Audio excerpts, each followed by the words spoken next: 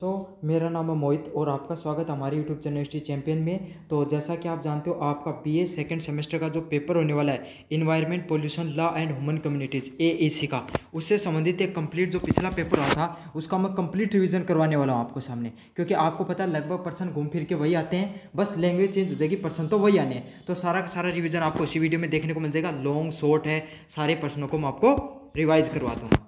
तो आपको क्या करना है, पीडीएफ है वो टेलीग्राम चैनल पे मिल जाएगी आपका। और दूसरे जितने वीडियो मैंने करा रखे हैं उसका जो लिंक है वो प्लेलिस्ट में डाल दूंगा, मैं वहाँ से जाकर देख लेना। साथ के साथ एक चीज़ ज़रूरी चीज़ आपको बताना चाहता हूँ, यहाँ पर कोने में आपके सामने काफ़ी प्रोडक्ट के आपको लिंक दिखाई दे रहे होंगे, अलग अलग छोटे छोटे चित्र दिखाई दे रहे होंगे। उन पर जहीं क्लिक करूँगा तो कोई भी चीज़ खरीदना चाहो फ्लिपकार्ट और मंत्रा से खरीदोगा जना थान सबसे ज़्यादा डिस्काउंट देखने मिल जाएगा। तो जब भी चीज़ खरीदो तो ऐसे क्लिक करके खरीद लिया करो। तो सबसे पहले वो पेपर थारा 100 नंबर को हो और 40 नंबर इन थाने लेना था। एबिलिटी इनहेंसमेंट कोर्स को यो पेपर था। तो चलो शुरू करते हैं अपन। सबसे पहला प्रश्न क्या है, डिफाइन पोल्यूशन, प्रदूषण को परिभाषित कीजिए। तो काफ़ी दिन सब बच्चा की दिक्कत थी कि गुरुजी थे तो एकला हिंदी मीडियम वाला पढ़ा दो, इंग्लिश मीडियम वाला भी क्यों पढ़ाओ। आज पढ़ाऊंगा था इंग्लिश मीडियम वाला भी। सुनो, पोल्यूशन क्या होता है। तो pollution is a introduction of the harmful substances और the energy into the environment. Introduction है ना। देखो क्या होता है, which can cause the adverse changes. इसमें क्या बताया जाता है कि जो पोल्यूशन है वो आपके सामने किस में चला जाता है, इन्वायरमेंट के अंदर चला जाता है, मतलब पर्यावरण में चला जाता है। और इससे क्या होता है, आपका जो शरीर हुआ है, जो हेल्थ हुआ है, उसके अंदर के कौन सा इफेक्ट देखने मिली, एडवर्स इफेक्ट कौन सा है, जिससे थारा स्वास्थ्य है वो खराब हो जाए। समझ में आ गई। पिछला जो वीडियो कराया था मैं एग्जाम्पल दिया था मैं कि अगर थे कोई पानी को गिलास लेने हो और वो गिलास में पानी में नमक मिलाता का, नमक मिला दियो, कदे माटी मिला दियो, कदे केमिकल दियो, तो क्यों जगो वो पानी है प्रदूषित हो जाएगा। तो उसके अंदर थे के मिलाए ही कंटेमिनेटेड या हार्मफुल सब्सटेंस है वो क्या मिलाए ही पानी के अंदर मिलाए हैं, जिसकी वजह से जो एडवर्स इफेक्ट है वो देखने मिल रहे हैं। अब हिंदी मीडियम वाला नाराज मत हो जाओ, थाने भी सब कुछ ढंग से पढ़ाया जाओ, टेंशन फ्री रहो बस थे, है ना। अगला क्या है, right any four substance of the air pollution. Air pollution के किन्हीं 4 स्रोतों का नाम बताइए। तो किन्हीं 4 स्रोत कौन से होते हैं आपके। सबसे पहले होता है आपके सामने इंडस्ट्रियल वेस्ट। सबसे पहला है वायु प्रदूषण के किन्हीं 4 स्रोतों का नाम बताइए। तो वायु प्रदूषण आपको कहाँ से निकल सकता है, धुएं से निकल सकता है। किसका धुआं, इंडस्ट्रीज का। इंडस्ट्रीज क्या होती है आपके सामने, जो उद्योग होते हैं उसके धुएं से। तो क्या होता है, इंडस्ट्री इमिशन के नाम से निकल सकता है। दूसरा क्या निकल सकता है, व्हीकल के एग्जॉस्ट से। व्हीकल जो आपके सामने साधन होते हैं उनका जो एग्जॉस्ट होता है वह आपके सामने जो वाहनों के से निकलने वाले धुआं हो सकता है आपके सामने। एक और बात बताऊं, burning of fossil fuels. Burning of fossil fuels. Fossil fuels क्या होते हैं, जो आपके सामने जीवाश्म होते हैं ना, जैसे कोल जला लियो, पेट्रोल, डीजल, ये सब क्यों ही जीवाश्म ईंधन से ही बने हैं। समझ में आ गई। तो जीवाश्म ईंधन के जलने को क्या कहा जा सकता है, वायु प्रदूषण फैल सकता है। अगला क्या है, निर्माण स्थल से जो जठे भी आप काम को वगैरह करा उठे से भी क्या है, धुआं निकल सके है। समझ में आ गया आपको, कंस्ट्रक्शन साइट से भी। अगला क्या, अगले वाला क्या, डिफाइन द नॉइस पोल्यूशन। तो नॉइस पोल्यूशन क्या होता है, ये noise pollution is an unwanted sound that it's harmful your human health environment. मतलब क्या होगी, जो नॉइस पोल्यूशन वायु ध्वनि प्रदूषण के वह है एक अनवांछित ध्वनि, अया की ध्वनि जो अपना कान सुना जाए, अया लगा कि वो हो ही बंद करते हो थोड़ी देर के लिए। समझ गए। बाकी है मानव स्वास्थ्य और पर्यावरण के लिए हानिकारक हुआ है। और बात ध्वनि कम नहीं होनी चाहिए, मतलब डेसिबल में है नापी जाए 80 डेसिबल से ज़्यादा होनी चाहिए, जिन सुनन से अपनी क्षमता के सुनन की क्षमता कम हो जाए और स्वास्थ्य जो बीमारी में देखने मिल सके हैं। 4 नंबर प्रश्न की बात करें, ग्लोबल वार्मिंग क्या होता है आपके सामने। तो ग्लोबल वार्मिंग क्या होता है, global warming is a long term rise in the average temperature of your earth. Average temperature of the earth climate. क्या होगा, आपकी जो पृथ्वी है उसका जो तापमान होता है उसका औसत तापमान में वृद्धि देखने को मिलती है। अब औसत तापमान क्यों है, जहाँ राजस्थान को 40 डिग्री टेम्परेचर है और लद्दाख को -10 डिग्री टेम्परेचर है, तो दोनों को औसत मिला के जितना बैठ जाएगा ना उन्हीं के कह जाता है समय औसत तापमान कह जाता। तो पृथ्वी का औसत तापमान में लगातार जो वृद्धि हो रही है वह क्यों हो रही है, आपका ग्रीन हाउस गैसें जब अपने इन्वायरमेंट में जा रही हैं, जी वजह से आपके सामने क्या देखने मिला है, ग्लोबल वार्मिंग का देखने मिला है। अगला क्या, full form of CBD and CVC.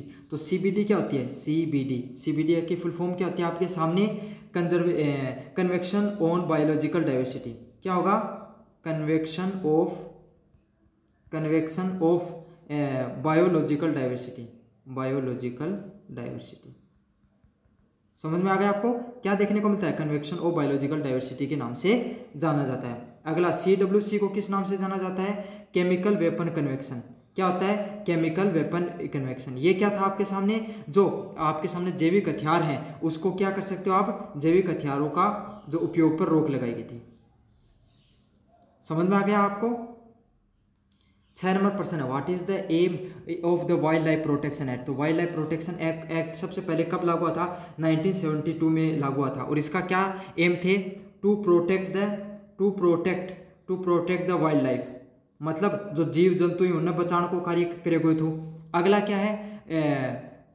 आपके सामने हंटिंग से प्रोहिबिटिंग हंटिंग, मतलब जो आपके सामने जो देखने को मिलता है हंटिंग मतलब क्या होता है? हंटिंग का अर्थ होता है शिकार से बचाने के लिए। तो जीव जंतुओं को संरक्षण देने के लिए और उनको शिकार से बचाने के लिए क्या गया था? वन्य जीव संरक्षण अधिनियम उसको लागू किया गया था। अगला 7 नंबर प्रश्न है, मानव समुदाय और पर्यावरण के मध्य में क्या संबंध होता है? तो क्या संबंध होता है? मानव समुदाय पर्यावरण के बीच में क्या इफेक्ट देखने को मिलता है कि जो मानव होता है ना, मानव वो पूरी तरीके से किस पे डिपेंड रहता है? पर्यावरण पे डिपेंड रहता है। और इसके साथ साथ क्या होता है? पर्यावरण पे डिपेंड तो रहता ही रहता है, साथ के साथ आज थे एक बात बताओ, आप खानो खाओ वो क्या बने? गेहूं कटे हो गए पर्यावरण में, सांस लेवा या भी पर्यावरण में सा, पानी आवा यो भी पर्यावरण सा। तो हर चीज के लिए आप किससे डिपेंडेंट रहा? पर्यावरण पर डिपेंडेंट रहा। तो कि इंग्लिश मीडियम वाला के लिए बताऊं तो humans are totally dependent on the environment on the various basis from the daily habits like from eating and excelling and their daily life exercise totally dependent on the environment। समझ में आ गया? पूरा का पूरा किस पे डिपेंड होता है? एनवायरमेंट पे डिपेंड होता है। 8 नंबर प्रश्न की बात करें, what are the cause of environment movement. तो पर्यावरण आंदोलन के क्या कारण थे? तो पर्यावरण आंदोलन के आपके सामने क्या कारण रहे? Industries and pollution. तो आपको पता है अलग अलग प्रकार की इंडस्ट्रीज ने क्या क्या जो उद्योग लगते हैं उन्होंने पोल्यूशन फैलाने का कार्य किया। तो इससे क्या जो आपके सामने जो पर्यावरण है वो खत्म होते चले गए। अगला क्या है? Resource depletion. रिसोर्स डिप्लेशन क्या होता है? जो थारसा में जो पानी होगो, हवा होगी, इन्वायरमेंट होगो, पेड़ पौधा कटाई हो रही है, सब कुछ क्यों हो? जो इन्वायरमेंट है जो संसाधन है उनमें कमी हो रही है। इन चिंता ने देखते हुए लोगों ने क्या करो? पर्यावरण प्रदूषण जो अगला क्या है? जैव विविधता की नुकसान। तो आपके सामने जो स्पेसीज होती हैं उन वो सब क्या धीरे धीरे खत्म होनी शुरू हो गई, मतलब जीव जंतु धीरे धीरे सिकुड़ना शुरू होगा। फ्लोरा और फ्यूना को डिफाइन कीजिए। तो फ्लोरा क्या होता है? फ्यूना क्या होता है? फ्यूना होता है जो एनिमल होते हैं कोई भी जगह के, जानवर किसी भी जगह पर रहते हैं उसको क्या कहा जाता है? फ्यूना के नाम से जाना जाता है। फ्लोरा को किस नाम से जानते हैं अपन? फ्लावर्स के नाम से। जो पेड़ पौधे आपके सामने किसी जलवायु में पाए जाते हैं उसको क्या कहा जाता है? फ्लोरा के नाम से जाना जाता है। अगला क्या? इकोसिस्टम क्या होता है? इकोसिस्टम होता है आपके सामने एक biological community that interacts with organism and their physical environment. तो पारिस्थितिक तंत्र क्या होता है? जहाँ पर जैविक जीवों और उनके भौतिक वातावरण का एक जैविक समुदाय को कहा जाता है। समझ में आ गया आपके सामने? तो यह आपके सामने शॉर्ट टाइप क्वेश्चन थे। अब अपन देखेंगे जो वेरी शॉर्ट टाइप क्वेश्चन और लॉन्ग टाइप क्वेश्चंस को। पहले अब अपन बढ़ते हैं आपके सामने जो वेरी शॉर्ट टाइप क्वेश्चन की तरफ। वो क्या है? न्यूक्लियर हैजार्ड्स, परमाणु खतरे क्या होते हैं। अब मैं आपको बताता हूँ न्यूक्लियर हैजार्ड, परमाणु खतरे क्या होते हैं। Nuclear hazard are the risk associated with the use of nuclear technology include incident in the power plants, improper disposal of the radioactive waste and their use of the nuclear weapon। देखो सीधी सीधी बात है, परमाणु खतरा क्यों है? जो अब एक परमाणु अपना रावत बाटा लाग रहे कोटा में, अब उठे के है उसका अंदर मान लो विस्फोट हो तो उससे क्या हो जाएगा? जो विकिरण बाहर ना निकलेंगे तो अपना नुकसान पहुंचेगा। एक तरीका तो यो है क्या होगा? जो न्यूक्लियर टेक्नोलॉजी जो यूज करी जाए उसके अंदर जो रिस्क देखना मिले, रिस्क एसोसिएट रहे उससे उसका है। दूसरों के है अगला क्या होता है? Improper disposal of the radioactive waste. थे भी धीरे धीरे समझता जाए हिंदी मीडियम वाला भी। जो radioactive disposal of radioactive waste होता है जहाँ अब वो परमाणु जो आपका क्या बोले नहीं वो परमाणु षडयंत्र है। अब અહીંયા तो आज को नहीं कोई भी षडयंत्र है कचरों को निकले भाई सब क्या। तो जो मान लो यूरेनियम यूज करियो गयो तो यूरेनियम थोड़ा बहुत बच गो वो वेस्ट के रूप में, अब वो क्या करे जगो उन अगर इन्वायरमेंट में ले जाओ है ना, तो इस सभी क्या उसका है पोल्यूशन देखने मिल सके है। तो क्या होता है इम्प्रॉपर अगर सही से उसको जो न्यूक्लियर है उसको अगर निपटारा नहीं किया जाए तो उससे भी क्या होगा आपके सामने आप जो न्यूक्लियर खतरे देखने को मिल सकते हैं। अगला क्या है and the use of nuclear weapons, साथ के साथ जो परमाणु हथियार होते हैं अगर आप उनको भी उपयोग करते हो तो उससे भी विकिरण फैलती है और उससे भी क्या है आपको जो उससे भी विकिरण फैलती है और इंसानों को खतरा देखने को मिलता है। अगला exposure to the radiation can cause the several health problem, और जो ये जो रेडिएशन है जैसे जैसे बाहर निकलती है उससे अलग अलग प्रकार के खतरे देखने को मिलते हैं, जैसे कि कैंसर हो गई, जेनेटिक म्यूटेशन हो गया और रेडिएशन सिकनेस हो गई। तो कहीं का खतरा देखने मिली, मान लो कोई आदमी पंगो जामगो समझ, कोई कान हो जामगो, कोई हाथ को नहीं कोई आदमी का अया का खतरा देखने मिल जाए, खतरनाक बीमारी हो जाए, कैंसर हो गई, इस प्रकार के आपके साथ में बीमारियां देखने को मिलती हैं। तो क्या करना चाहिए, use proper safety protocol and waste management. तो क्या करना चाहिए, जो सेफ्टी जो प्रोटोकॉल है, जो सेफ्टी का जो नियम मानक बनाए गए उन्हें ढंग से यूज करना चाहिए, और वेस्ट मैनेजमेंट जो कचरा का जो अपशिष्ट है उसको ढंग से मैनेजमेंट करना चाहिए, ताकि क्या किया जा सके, जो रिस्क है उनको कम से कम किया जा सके। समझ में आ गया आपको, हिंदी मीडियम वालों को भी समझ में आ गया होगा अच्छे से। Solid waste management, solid waste management क्या होता है, ठोस अपशिष्ट प्रबंधन को बोला जाता है। इसमें क्या होता है, solid waste management refer to the systematic process of collecting, treating and disposing of the solid waste. तो ठोस कचरा जो ठोस अपशिष्ट प्रबंधन क्या होता है कि किसी भी चीज़ को व्यवस्थित तरीके से क्या करना, कचरे को कलेक्ट करना, उठाना, उसको ट्रीटमेंट करना और डिस्पोजल करना। अब मैं समझाऊंगा, थारा घर मान लो कि थारा गांव में क्या है, घर घर बा कचरा पात्र इकट्ठा करने वाली गाड़ी को नहीं करे, उन कचरों का आते जब अब क्या होगो, अब थारा घर कोई प्लास्टिक को लो करियो कचरो पड़े हो उन्हें ठाई बाल्टी और उका मायने घेर दी। तो घेरो का कद जब कचरा अब थारा घर कचरो का को निकले, रसोई को भी निकले, कागज पन्ना को भी निकले और निकले कोई लो लकड़ को भी। तो के कर्स को थे थारा रसोई वाला कचरा अलग करो और थारा जो लो को हो या को कचरो जो रिसाइकल करो जा उसका ठोस कचरो उन ये अलग करो। तो सबसे पहले क्या करना था ना, उन अलग करना है, फिर क्या करना है, उन कलेक्ट करना क्या वो गाड़ी के अंदर डाल दियो, फिर क्या करेगो वह गाड़ी ले जाके कठे को रिसाइकल सेंटर हो या गवर्नमेंट के द्वारा कोई ऐ को षडयंत्र हो जटे क्या करो जाए उसको ट्रीटमेंट करो जाया करता है ना, ट्रीटमेंट आया को नहीं उसको कोई सुई लगाई जा रही है उसको के रिसाइकलिंग को काम करे जाया करता हूँ, and disposing of the solid waste, और वो सॉलिड वेस्ट ने उठे जाके कलेक्ट कर दियो। The main goal of reduce the negative impact of waste on the human health. अच्छा ये जो सॉलिड वेस्ट है ना इसको काम किया है कि भाई ताकि अच्छे से अगर ठोस कचरे अपशिष्ट को ठोस कचरे को अगर हम सही से क्या करेंगे, अगर उसको निस्तारण करेंगे तो इससे क्या जो हमारा शरीर है, ह्यूमन हेल्थ है, मन और शरीर है, उस पर कम से कम नुकसान देखने को मिलेंगे और कम से कम नुकसान आपको वातावरण पर भी देखने को मिलेंगे। और कैसे कर सकते हैं अपन, 3R का यूज करके। 3R क्या होते हैं, रिड्यूस कम यूज करो, रीयूज बार बार यूज करो, रिसाइकल मतलब पुनः चक्रण करो। अगला क्या मेथड है, other method include the composting, incineration and the landfill. और दूसरे मेथड्स क्या क्या यूज कर सकते हैं, कंपोस्टिंग क्या होता है आपके सामने, खाद का निर्माण करना, और लैंडफिल होते हैं जहाँ पर डिस्पोजल किया जाता है, उनका अपन उपयोग में कर सकते हैं या फिर उनको जला भी सकते हैं। अगला क्या, right the short note on the, तो आपको एक छोटा सा नोट लिखना है, छोटी सी टिप्पणी करनी है सब चीज़ों पे। पहला है effects and control of soil pollution, मृदा प्रदूषण के प्रभाव एवं नियंत्रण। तो आपके सामने जो मृदा प्रदूषण देखने को मिलता है उसके बारे में बताना है। पहला क्या होता है, soil pollution can caused by the industrial waste. अब एक बात बताऊं कि जरूरी को नहीं था 9% अया का देखने मिली, मृदा प्रदूषण आपको ध्वनि प्रदूषण देखने मिल सका है ना, ये पर्सन भी घुमा फिरा के था लॉन्ग टाइप में देखने मिल सके, शॉर्ट टाइप में भी देखने मिल सका है। अगला क्या, effect soil pollution can cause by the industrial waste. तो आपके सामने जो कचरा होता है मृदा प्रदूषण का वो किससे होता है भाई, कठे वो मृदा प्रदूषण को इंडस्ट्रियल वेस्ट, उद्योगों से कचरा निकला, वो पेस्टिसाइड्स जो यूज करी जाएंगी है ना, लोगों के द्वारा जो पेस्टिसाइड वगैरह यूज की जाती हैं उनसे। पेस्टिसाइड्स क्या होती हैं, रासायनिक जो उर्वरक होते हैं, वो केमिकल फर्टिलाइजर्स जो अपन यूज करते हैं उनका, can lead the decrease the soil fertility, और ये क्या कर देते हैं हमारी जो मिट्टी है उसको क्या करते हैं, उर्वरकता कम करते हैं। तो देखो सीधी सीधी बात बताऊँ, थारा खेत है एक, खेत में आजकल उपजाऊता कम हो रही है ना, थालो दादो खाए कि पन्ना 10 बोरी है करती है खेत में, ये आजकल के टाइम आपको 7-8 बोरी हुए हैं। तो वह क्यों हो रही? क्योंकि यूरिया दे दे के, यूरिया लगा लगा के पानी ले डाला है ज़मीन में। समझ आ गई क्यों? क्योंकि उसकी उर्वरकता वो कम होती चली गई। किससे किससे? पेस्टिसाइड से, केमिकल फर्टिलाइजर से, इन सब चीज़ों से। Contamination of the ground water and the reducing the agriculture yield, और जो लगातार जो ग्राउंड वाटर है, जो भूजल है, उसका उपयोग करने से भी जो पृथ्वी है उसकी जो उसकी क्या है, जो क्षमता है, उत्पादन क्षमता, वो धीरे धीरे कम होती जा रही है। It can also the introduce the toxic substance into the food chain, और इससे क्यों है अपने खाना में है बट टॉक्सिक सब्सटेंस मतलब जो पेस्टिसाइड वगैरह वो अपना हेल्थ में चला जाए।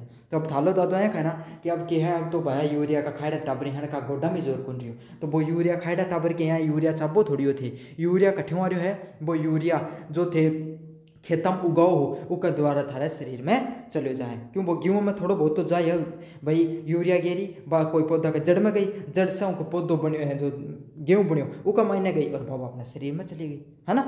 समझ में आ गई ना थारी ये सारी चीज़ें? अच्छे से याद कर लिया कर दो, समझ में आ रही है तो।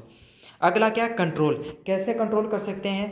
Control measures include using the organic fertiliser. तो कैसे कंट्रोल किया जा सकता है इन सब चीज़ों को? ऑर्गेनिक फर्टिलाइजर्स को यूज करके, चीज़ों को प्रॉपरली डिस्पोज करके, और इंडस्ट्रियल वेस्ट है उसको क्या करके आप अच्छे से डिस्पोज करके, और बायो रिकमेंडेशन के द्वारा। अगला क्या है भाई? थे कोई भी अब थाने के बाद थारा खेत है, अब उन थे यूरिया नहीं यूज करूँगा तो क्या यूज करूँगा? गोबर वाली खाद, जो डांडा बांध रखा है उनकी खाद ने गेरूँगा। समझ में आ गई? तो के कर सको हो आपके सामने ऑर्गेनिक फर्टिलाइजर यूज कर सको। अच्छा, कोई यहाँ की इंडस्ट्री है जिको जो जमीन खराब हो रही है तो क्या करूँगा? उन भाया समझाऊंगा कि तो माली जमीन पर मत गिरा कर, तारा जो पानी आओ ना तेरी इंडस्ट्री को, उद्योगा को, इन साफ करके कठे ट्रीटमेंट करके वापिस यूज करा कर। समझ में आ गई? तो इसका क्या कर सकते हो आप? इंडस्ट्रियल वेस्ट का भी जो वेस्ट है उसको भी सही से करके आप डाल सकते हो। अगला है and increasing the crop rotation to maintain the soil health. साथ के साथ आप क्या करा, अपना 5 बीघा जमीन है तो एक साल इली साइड में आप गेहूँ बास कर, दूसरी साइड में चना, फिर अगली साल चना और इली साइड में गेहूँ। इस तरीका से क्रॉप रोटेशन करके भी आप क्या कर सका अपनो जो सोइल फर्टिलिटी है उन्हें बचा के रख सका। अगला क्या है? Chemical pollution. केमिकल पोल्यूशन क्या होता है आपके सामने? Chemical pollution is a contaminated of the environment by the chemical substance that are toxic और harmful to the living organism. तो केमिकल पोल्यूशन क्या होता है? तो रासायनिक प्रदूषण क्या होते हैं? पर्यावरण का रासायनिक पदार्थों द्वारा प्रदूषण है। तो मतलब क्या है? कोई भी इन्वायरमेंट में कोई केमिकल चला गया, जहाँ मान लो एक बात सोचो थे, कोई खतरनाक गैस है, मीथेन जाए क्या कोई खतरनाक गैस है, वह अगर आप सूंघ लिया तो क्या जाओ मर जाओ ना। तो यही सिस्टम है कि जो केमिकला के द्वारा जो प्रदूषण फैलाए जाए उनके क्या कहा जाए? केमिकल पोल्यूशन का नाम से जाना जाए। Sources include the industrial waste, और केमिकल पोल्यूशन कठिन निकला है इंडस्ट्रियल वेस्ट से निकलता है, उद्योगों के द्वारा जो कचरा निकलता है वहाँ से आपको देखने को मिलता है। अगला एग्रीकल्चर रन ऑफ, और एग्रीकल्चर के द्वारा जो अलग अलग प्रकार का कचरा देखने को मिलता है वहाँ से भी वो देखने को मिलता है। अगला क्या? House hold chemicals. इसमें मुख्यतः क्या होते हैं? एक तो अपन घर जो केमिकल यूज करा है ना, घर पे यूज करने वाले रसायन हो गए इसमें। These pollutants can contaminated water, और जो केमिकल यूज कर जहाँ आप थे और क्या ले यूज करो, थारे घर थारा खेत है, खेत में थे जमा लो घास न बाड़न की बा दे दी दवाई देती, और वो क्या है? वो ही पानी है, वो घास थारा लिया के थारा कोई ढंडो है, कोई मान ले गाय है भैंस है, उन घास काट के गाल दियो तो वह बीमार होगी को नहीं होगी ना। तो बस भाई चीज़ है, वो ही क्या है? केमिकल पोल्यूशन के नाम से जानो जाए, चाहे इन थे लिखे हो। ये पोल्यूटेट क्या करते हैं? आपको पानी को भी खराब कर देते हैं। यही जो केमिकल है वो आपके फूड चेन होती है, जो खाना भी चले जाएँ, और आपको क्या अलग अलग प्रकार के जो हेल्थ इश्यूज हैं, शरीर से संबंधित बीमारियाँ जैसे कैंसर हो गो, न्यूरोलॉजिकल डिसऑर्डर्स है वो फैला देते हैं। अगला क्या? राइट है शॉर्ट नोट ऑन फ्लोइंग। तो आपको क्या है? शॉर्ट नोट लिखने हैं किसके ऊपर? पहला है ओजोन लेयर डिप्लेशन के ऊपर। किसके ऊपर? ओजोन परत क्षरण के ऊपर। Ozone layer depletion refer to the gradually thinning of the earth ozone layer. तो ओजोन परत क्षरण क्या है? जो वायुमंडल की जो ऊपरी ओजोन की परत है उसके अंदर जो लगातार क्या होती जा रही है? वो कम होती जा रही है, उसको क्या कहा जाता है? ओजोन परत क्षरण के नाम से जाना जाता है। This is primary cause by the releasing of the chemical compound containing the gases of chlorine और ब्रोमीन। तो या जो अपना ओजोन परत में जो लगातार जो कम होती जा रही है, या फिर जो छेद देखने मिल रहे हैं वो क्यों देखने मिल रहे हैं, ताकि जो खतरनाक गैस हैं क्लोरीन होगी, ब्रोमीन होगी, जैसे CFC क्लोरोफ्लोरोकार्बन है ना, वो अपने इन्वायरमेंट में जा है और ओजोन ने पतली कर दी है। और ओजोन क्या है, ये अच्छा सा जो मेरे पहले एक वीडियो डाले थे उन जाके देख लियो, है ना। और ये PDF टेलीग्राम चैनल पर मिल जाएगी था इन्वायरमेंट पोल्यूशन की। अगले वाला क्या है, made by the CFC chlorofluorocarbon जैसे जो खतरनाक केमिकल होते हैं उससे कोज किया जाता है। The thinning ozone layers allow the more harmful ultraviolet radiation in from the sun to reach the earth. तो जो यह ओजोन लेयर जो पतली हो रही है, इससे क्या जो खतरनाक UV रेडिएशन है वो अपने सन से के कठियारी ही अपने पृथ्वी पर देखने मिले हैं। In surface increasing the risk of the skin cancer contract and the harmful marine ecosystem. साथ के साथ ये क्या करते हैं, ये आपको रिस्क बढ़ाते हैं किस चीज़ का, स्किन कैंसर का और हार्मफुल जो इकोसिस्टम है उसका। तो अगर थन बेरो जो हार्मफुल UV रेडिएशन अगर अपने शरीर पर टकराओ ना तो कैंसर हो उसका अपने। अब ते तावड़ी बाहर न जाओ जाना क्यों है, कौन होगी मेरे तो टेनिंग होगी, मकाड़ो हो, मेरा खुद हाथा पर थोड़ी सी खाद सी चलने लगी, खुजली सी होने लगी, बा क्यों लग जाए, वह इसलिए होने लग जाए क्योंकि भाई UV रेडिएशन ही अपने स्किन पर टकराई, इससे अपने सेल डेड हुए हैं और जो अपने स्किन पर अलग अलग प्रकार की बीमारी भी देखने मिल सकें, जैसे आँख खराब होने हो, आँखों को कैंसर हो, या फिर जो स्किन कैंसर हो, ये सब चीज़ें देखने मिल सकें। अगला क्या है, prevention and control of water pollution, जल प्रदूषण की रोकथाम और नियंत्रण। तो जल प्रदूषण को कैसे रोक सकते हो आप, prevention and the control of the water pollution involves a combination of legal, technological and behaviour changes. तो अगर आपको जल प्रदूषण को रोकना है तो आपको क्या करना पड़ेगा, आपको तकनीकी रूप से, कानूनी रूप से और खुद के जो इंसान होते हैं उनके व्यवहारिक बदलाव करने होंगे। पहला क्या है, strict enforcement of laws against the industries and manipulating discharge. तो अयहाँ की जगह जठों कचरों निकल के, कोई इंडस्ट्री उनसे कचरों निकल के अगर कठे पूछ रहे हैं, कोई नदी में पूछ रहे हैं या फिर कोई तालाब में डाले जा रहे हैं, तो उन इंडस्ट्री पर के जुर्माना लगाओ या उन्हें बंद करो। पहली चीज़ तो यह है। अगला क्या है, waste water treatment plant to treat the sewage before it is releasing into water bodies. और जो नगर पालिका के द्वारा जो सीवरेज की लाइन बनाई गई उनसे जो वेस्ट बाहर ना निकला है उसको क्या करो, पहले ट्रीटमेंट करो, उसके बाद में उनको ही नदी वगैरह के अंदर छोड़ो। अगला क्या है, promoting the sustainable agriculture practices to reduce the chemical run off. साथ के साथ आपको जो कृषि से संबंधित ऐसे प्रकार की कम से कम जो सस्टेनेबल एग्रीकल्चर प्रैक्टिस को बढ़ावा देना है। Public awareness campaigns to increase the proper waste disposal and conservation. तो भाई किसानी भी थे क्या करो, कोई पेस्टिसाइड वगैरह है, यूरिया वगैरह को कम यूज करो, ग्राउंड वाटर को कम से कम यूज करो। साथ के साथ लोगों को जागरूक करो किस चीज़ के लिए, कि जो आप पानी आप जो कचरा है उसको पानी में ना फेंको। जैसे कोई नदी बह रही है तो लोग क्या करें, पूजा का नाम पर पूरी नदी में गंदगी फैलाती हैं, है ना। उनको अपन क्या कर सकते हैं, साइड में एक अलग स्थल बनाकर वहाँ पर एक पानी के अलग से धारा निकाल कर अपन क्या कर सकते हैं, उसमें पूजा की सामग्री को विसर्जित कर सकते हैं। साथ के साथ कोई अगर आपने कोई मूर्तियों को विसर्जित भी करेगा, पानी में करे जाए, लेकिन अपना नए के नीचे मिट्टी की मूर्ति बना के विसर्जित कर कहाँ, क्योंकि जो मूर्ति बने हैं आजकल क्या की बने हैं, जो कले की बने हैं, और कले के खतरनाक रहा कदे पिंगले को नहीं समझ में आ गई ना। तो चिकनी मिट्टी की बना के उनका कोई कलर बिना करे भी अपना कोई मूर्ति बना कहाँ, इससे क्या अपना पानी स्वस्थ रखो, समझ में आ गो। अगला क्या है, describe the effect of acid rain on the human communities. तो मानव समुदाय और कृषि पर अम्लीय वर्षा के क्या प्रभाव पड़ते हैं, इसका वर्णन कीजिए। इफेक्ट ऑन ह्यूमन कम्युनिटीज़, तो ह्यूमन कम्युनिटीज़ पे क्या प्रभाव पड़ता है। Acid rain can harm health by contributing to the respiratory system. तो आपको पता है जो एसिड रेन होती है, जो आपके सामने जो बरसात देखने को मिलती है, अम्लीय वर्षा, वो क्या करती है, हमारा जो रेस्पिरेटरी सिस्टम है, श्वसन तंत्र है, उसको भी अलग अलग प्रक्रिया को कर सकती है, जैसे कि अस्थमा और ब्रोंकाइटिस। मतलब एक बात सोचो भाई, कोई जहरीली हवा थी, सांस ले रहे हो तो फेफड़ा तो खराब होगा ना। तो बाई चीज़ है अस्थमा और ब्रोंकाइटिस से वैसी बीमारियां भी हो सकती हैं। The pollutants that form the acid rain can also contaminated drink water supplies. तो थान एसिड रेन को कॉन्सेप्ट मेरा पिछले वीडियो में समझाया है, अब हर वीडियो में तो हर चीज़ समझाऊंगा उनको, अब तो पर्सन पढ़ाने तो उस तरीका में समझाऊंगा। तो क्या होगी, जो पोल्यूटेंट्स हुई हैं वह क्या करी एसिड रेन का वो मिल के और जब वह नीचाई ही मतलब नदी नीचे इकट्ठा होकर कोई नदी नाला को रोक ले रहे हैं, और अगर वह समुद्र में भी जा रहे हैं तो इससे क्या एसिडिटी है, उसको चाहे समुद्र होगो, कोई झील होगी, जिम भी जो पानी जा रहा है वो क्या उसका हो अम्लीय हो जाओगे। भाई एक बात सोचो, अगर पानी बरसात को पानी अम्लीय है तो वो पानी के तो कोई नदी में भेड़ो उगो ना, फिर कोई झील में उग जागो या फिर कोई नाला में जा वो क्या बोलिया करी तालाब में जागो फिर समुद्र में जागो तो उको भी तो अम्लीय स्तर बढ़ावेगो ना, यह चीज़ है।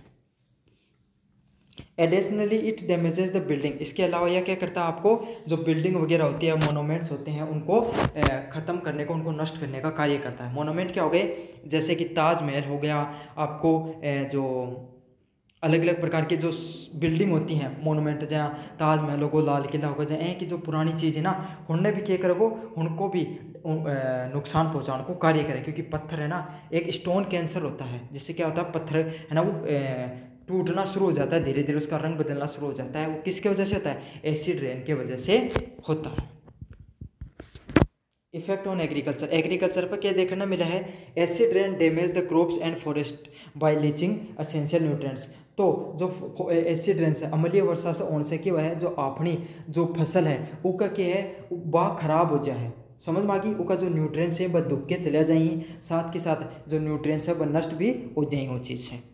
अगला क्या है, it can also weaken the plants, और ये क्या कर देती है जो पेड़ पौधे होते हैं उनको भी कमज़ोर करने का कार्य करती है। Making them more susceptibility to disease and pest, और इससे क्या होता है आपके सामने, इससे ज़्यादा जो पेड़ कमज़ोर हो जाओगे तो ज़्यादा से ज़्यादा कीट पतंगा हुआ भी क्या हो जाएगा उका लगन का चांस हो जाएंगे। It एसिडिफाइज the lakes and reverses, और यह क्या कर देती है आपको जो एसिडिफाई कर देती है, जो आपके सामने जो लेक होंगी झील होगी या फिर आपके सामने कोई नदियाँ हो गई उनको भी क्या कर देती है अम्लीय बना देती है। Killing fishes and other the aquatic animals, और जहाँ ज़्यादा अम्लीय हो जाएगा नदी नाला झील तो इससे क्या होगा जो उका माइनर जीव जंतु नहीं वह भी क्या हो जाएगा मरण का ज़्यादा चांस हो जाए ही, क्योंकि भाई वह उतना टेम्परेचर में उतने एसिडिटी जलन का उनकी क्षमता को नहीं है। Which can impact the local economies depend on fishing, और जो आपके सामने जो फिशिंग पे जो इकोनॉमी डिपेंड करती है वो पूरी की पूरी नष्ट हो जाती है। समझ में आ गया आपको। अब बढ़ेंगे यूनिट नंबर 3 की तरफ, साइड शॉर्ट नोट ऑन। तो आपको एक शॉर्ट नोट लिखना है किस पे, पहला है कार्बन फुटप्रिंट पे। कार्बन फुटप्रिंट क्या होता है, एक carbon footprint is a total amount of carbon footprint, carbon footprint के नाम से carbon footprint is a total amount of green house gases. Carbon footprint क्या कितनों कार्बन फुटप्रिंट क्या होता है एक टोटल अमाउंट, मतलब पूरा का पूरा कितना ग्रीन हाउस गैसेज हैं वो किसी भी प्रोडक्ट को बनाने में उत्पादित करने में अपने जो वातावरण है उसमें गया है। जैसे कौन सी होती है greenhouse gases, carbon dioxide and methane होती हैं।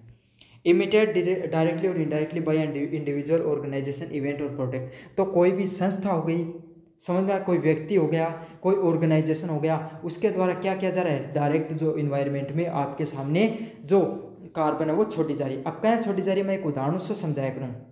क्या करें, मालिक थे एक बिस्कुट बनाए, तो बिस्कुट बनाए जना क्या करो, बिस्कुट बना एक रामलाल की कंपनी बिस्कुट की, तो वो क्या बोलो कि अपना बिस्कुट बनाना ही, तो बिस्कुट बनाने के लिए गेहूँ चाहिए, तो गेहूँ के लिए भाई वो कोई किसान है ठेको दे दियो कि 100 बीघा में तेरा गेहूँ बा दी, तो गेहूँ बाया तो तुम क्या करो वो यूरिया यूज करी है ना, यूरिया यूज करी तो वो पानी दियो, तो पानी दियो क्या कि लाइट लगे, पानी दे देना लाइट लगे ना, तो लाइट लगे तो बाकी क्यों बढ़ेगी, कोई कोयलो जले वो कठे ना कठे, उससे क्या थर्मल प्लांट सब निकल के आएगी, तो उठे कार्बन निकल गया।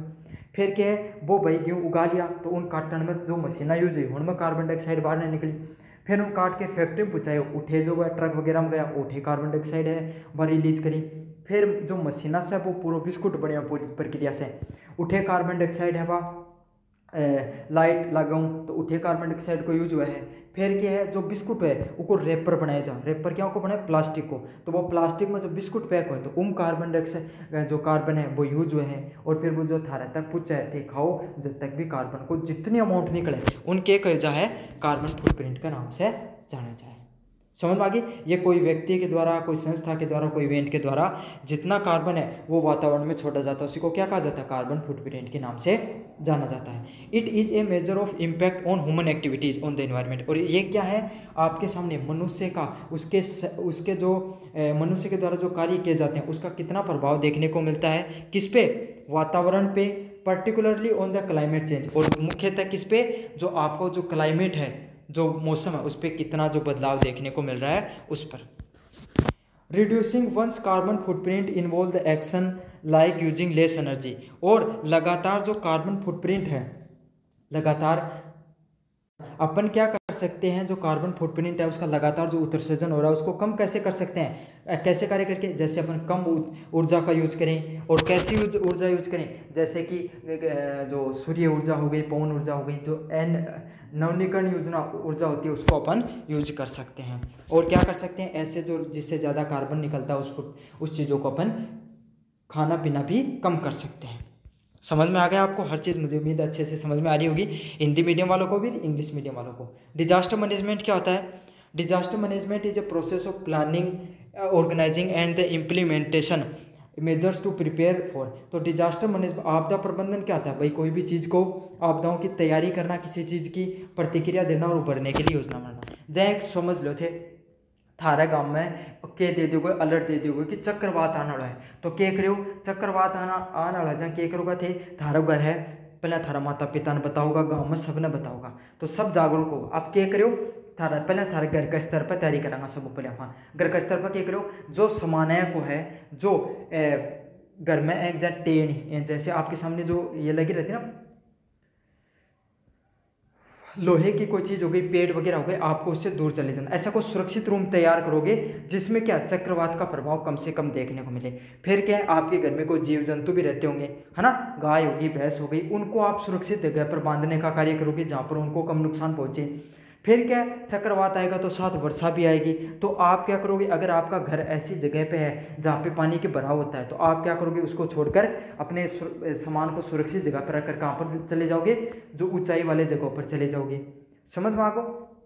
दूसरी बात क्या है कि समुदाय स्तर पर क्या कर सको, सारा लोग मिलके आपके गांव की रक्षा के लिए, जो लोग कम नॉलेज है उन्हें बता सको, कोई बूढ़ा बुजुर्ग ही, गर्भवती महिला ही, या ऐसी महिलाएं हैं जो मतलब नहीं पहुंच सकते, उनको क्या, जो भाई नीचे वाले इलाकों में रहते हैं, उनको कोई शरणा स्थल तक पहुंचा सकते हो, राशन वगैरह को इकट्ठा करोगे। तो यही है, इसी को क्या कहा जाता है, आपको आपदा प्रबंधन की तैयारी प्रतिक्रिया के रूप में जाना जाता है। इसके 3 प्रमुख चरण होते हैं। पहला समन क्या होता है, जोखिम को कम करना। तो सबसे पहले अपन क्या करेंगे, जोखिम को कम से कम कराना। जय यहाँ की थाराग्रामा एग्जाम्पल बताए ना, जो लोहे की टेन आती है, उनको लोहे की वगैरह की अगर कोई सीट पड़ी हुई है जो खतरनाक ऐसी चीज़ है जो हवा में उड़ सकती है, जिससे आपको नुकसान पहुंच सकता है, तो ऐसी चीज़ों को आप क्या करोगे, सबसे पहले उनको दबाने का, उनको सुरक्षित करने का प्रयास करोगे ताकि आपको नुकसान नहीं पहुंचे। दूसरी बात क्या, आपके जीव जंतु हैं, आप खुद हैं, आपको खुद को सुरक्षित करोगे, खुद को सुरक्षित जगह पर लेकर जाओगे। फिर क्या करोगे, तैयारी या परीक्षण। तो खुद पहले क्या है, सशक्त जानकारी लोगे कि तूफान आने से क्या कर सकते हैं। एनडीआरएफ की टीमें आपको बताएंगी, आप खुद इंटरनेट पे भी सर्च कर सकते हो, खुद समझ भी सकते हो कि हमें कैसे कैसे चीज़ों को मैनेज करना है। गाँव के स्तर पर बड़े बुजुर्गों से पूछ सकते हो, अपनी गाँव की एक टीम बना सकते हो, हर चीज़ को पूछ कर। अगला क्या, प्रतिक्रिया। तो आपातकाल में आपको क्या कर सकते हो, तुरंत अपनी त्वरित कार्रवाई आपको करनी होती है। आपातकाल आ गई, कोई समस्या देखने को मिली, आप तुरंत उसमें क्या क्या कार्य कर सकते हो। जैसे आपका घर था ऊंचाई में था लेकिन पानी बढ़ने लग गया, तो आप क्या है, आप एनडीआरएफ वगैरह को बुलाकर तुरंत वहाँ से निकल सकते हो। या आपको पता चला कि आपके गाँव में कोई ऐसी घर है जहाँ पर क्या पानी का भराव हो रहा है, वो निकल नहीं पा रहे हैं, तो आप वहाँ पर, आपकी पूरे गाँव की टीम थी, उसको कॉल किया और वहाँ पर वो पहुँचे। रिकवरी, फिर क्या होती है, जब स्थिति बहाल हो जाती है तो वापस अपने घर पे आए, हर चीज़ों को सही किया, उसको क्या हो जाता है, रिकवरी के नाम से जाना जाता है। तो प्रभावी आपदा प्रबंधन का उद्देश्य जीवन व संपत्ति को कम से कम नुकसान पहुंचाना। तो इसी को क्या कहा जाता है, प्रभावी आपदा प्रबंधन के नाम से जाना जाता है। निम्नलिखित चीज़ों पर आपको टिप्पणी करनी है। तो कौन सी चीज़ों पर टिप्पणी करनी है आपको, चिपको मूवमेंट। तो चिपको मूवमेंट क्या था, the Chipko movement was a non violent social and ecological movement in India that aim to the protect forest. तो चिपको मूवमेंट क्या था, एक प्रकार का नॉन वायलेंट, अहिंसात्मक, जो आपके सामने सामाजिक लोगों ने क्या किया था, एक प्रकार का आंदोलन किया था।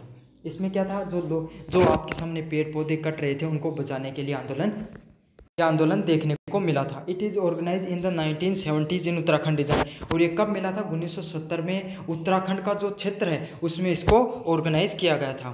The name of Chipko come from the Hindi to hug. Chipko किस शब्द से है, हग करने से, मतलब लोगों ने क्या किया था, पेड़ों पर जाके गले लग गए थे। अगला क्या है, और क्लाइम, और उन पे क्या चढ़ गए थे। Has a villager mostly womens और हैग द। मुख्यतः इसमें किसमें एक्टिवली भाग लिया था, महिलाओं ने इसमें एक्टिवली इसको भाग लिया था। It is a landmark event in the environmental activism in India. और भारत का एक सबसे शानदार सक्रिय इन्वायरमेंट घटनाओं में से एक देखने को मिलती है आपके सामने। अगले वाला क्या है, आपको बताना है साइलेंट वैली मूवमेंट क्या था। तो Silent Valley movement is a tropical evergreen forest in the Palakkad district in the Kerala. तो केरल का एक जो शांत घाटी वो क्या है, पलक्कड़ जिला है एक, उसमें उष्ण कटिबंधीय सदाबहार वन है। सदाबहार वन कौन सा है, जन्म कदे भी पत्ता कौन जो है एकदम हमेशा अर्या का अर्या है। In the 1970s, it became a focus of major environment campaign to save it from the propose hydro electricity dam project. तो उठेके कर दियो एक बांध परियोजना लाई गई थी। वो बांध परियोजना से बचाव करने के लिए वो सदाबहार वन में मन करे क्यों उठे के बांध बन जाता तो वो सारा सारा जंगल है वह नष्ट हो जाता, उठे के जो बायोडाइवर्सिटी है वह खत्म हो जाती। तो उकले क्या करोगे, उस जंगल में बचाने के लिए कैंपेन करोगे। तो the environment was known has the save silent Valley movement, और इसको क्या कहा जाता है, शांत घाटी बचाओ आंदोलन के नाम से भी जाना जाता है। Was successful in hunting the project, और ये किसके लिए हुआ था, आपके सामने जो ताकि जो ये आंदोलन सफल किस लिए किया गया था, ताकि जो ये जो बांध बन रहा है इसको रोका जाए और जो इन्वायरमेंट है उसको बचाया जा सके। Preserving the valley rich biodiversity and a unique ecosystem, और इससे क्या होगा, आपको जो पूरी की पूरी जो वैली है, पूरी की पूरी जो आपके सामने जो ये घाटी है उसको बचाया जा सके। इसकी जो रिच बायोडाइवर्सिटी है, जैव विविधता है और परिस्थिति तंत्र है, जहाँ पे अलग अलग प्रकार के जीव जंतु पेड़ पौधे वस्तुएं पाई जाती हैं, उनको नुकसान होने से बचाने के लिए यह मूवमेंट शुरू किया गया था। तो ये मैंने आपको कंप्लीट रिवीजन करवा दिया है। अब आपको क्या करना है, चैनल को सब्सक्राइब कर देना, वीडियो को लाइक कर देना और अपने दोस्तों को जरूर से शेयर कर देना है। धन्यवाद। और वीडियो मैंने 5 से 6 वीडियोस पे ऑलरेडी बना रखे हैं, कंप्लीट रिवीजन मैंने करा रखा है, आप अच्छे से उनको भी पढ़ लेना। धन्यवाद।